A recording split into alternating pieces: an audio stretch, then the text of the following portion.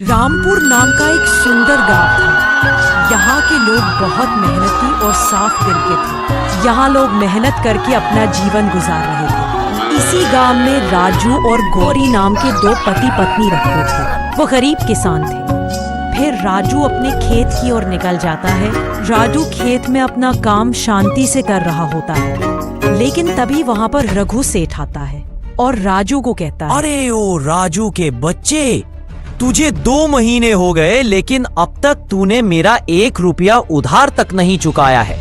अगर इस बार तेरी फसल अच्छी नहीं हुई तो तेरा सारा खेत मेरा। मालिक बस मुझे एक मौका दो। जैसे ही फसल अच्छी हुई और पैसे आएंगे तो आपकी मैं पाए पाए चुका दूंगा। आपको मैं निराश नहीं करूंगा। मालिक बस मुझे एक मौका दो। अगर तूने मेरे पैसे नहीं दिए तो ये तेरा सारा खेत मैं ले लूंगा, फिर मत बोलना। फिर रघु सेठ वहाँ से चला जाता है और राजू दुखी होकर अपने घर वापस आता है। तभी गौरी राजू को कहती है, सुनिए जी, आप इतने उदास क्यों नजर आ रहे हो? क्या हुआ है? कुछ नहीं भाग्यवान, बस वो रघु सेठ का उधार चुकाना बाकी है, तो वही बात। फिर राजू सारी बात गौरी को बताता है। अगले दिन गांव में तेज बारिश होती है और कुछ दिन बाद खेतों में फसल लहलहाने लगती है। राजू और गौरी बहुत ही खुश थे। अगले दिन दोनों खेत में जाते हैं। यहाँ रघु सेठ अपने घर आराम से बैठा था। तभी वो उसके नौकर हरिया से कहता है, अरे हरिया, कहाँ मर गया? हाँ, मालिक अभी आया। क्या हुआ मालिक?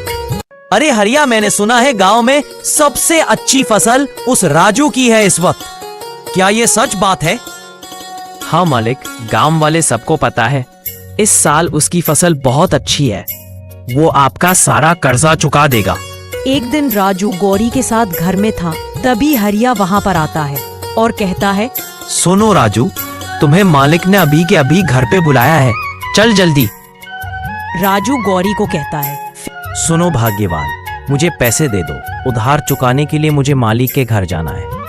मैं थोड़ी देर में मालिक के घर होकर आता हूँ। फिर राजू रघु सेठ के सारे पैसे चुका देता है और फिर घर आता है। गौरी दुखी होकर बैठी थी। राजू गौरी को कहता है, अरे भाग्यवान, क्या हुआ तुमको? क्यों इतनी परेशान नजर आ रही हो? दुखी ना हो तो क्या करूं?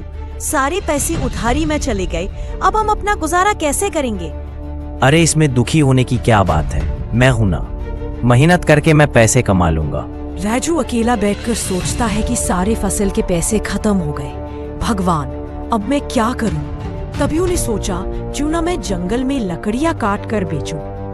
एक दिन राजू गौरी से कहता है, अरे भाग्यवान सुनो जरा, मैं जंगल में जा रहा हूँ लकड़ियाँ काटने के लिए। ठीक है आप जाओ, पर ऐसा कब तक दुख झेलना पड़ेगा हमें? अरे भाग्यवान चिंता मत करो, सब अच्छा होगा। फिर राजू लकड़ियाँ काटने के लिए जंगल में चला जाता है। जंगल में चलते चलते उसे एक चिड़िया शिकारी के जाल में फंसी हुई दिखती है। राजू को उस पर दया आती है और वो चिड़िया को जाल से मुक्त करता है।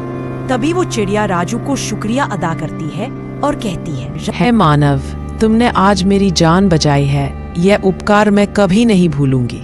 तुमने जो मेरी जान बचाई है उसके बदले में मैं तुम्हें एक गुफा के बारे में बताती हूँ।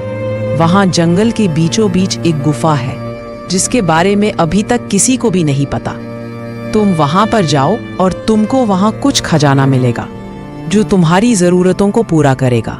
चिड़िया राजू को इतना कहकर वहाँ से उड़ जाती है। क्या ये चिड़िया की बात सच होगी? यदि ऐसा है तो मुझे गुफा के अंदर वहाँ पर जाकर जरूर देखना चाहिए। राजू सोचने लगता है। राजू गुफा की ओर रवाना होता है। बहुत देर चलने के बाद उसे गुफा नजर आती है। वह उसके अंदर जाता है। तभी वो खजाना देखता है। राजू की आंखें फटी की फटी रह जाती है। वहाँ खजाने को लेकर घर आता है। इस तरह उसकी पैसे की कमी उनके जीवन में पूरी हो जाती है। Like, share, comment and subscribe. Please follow me.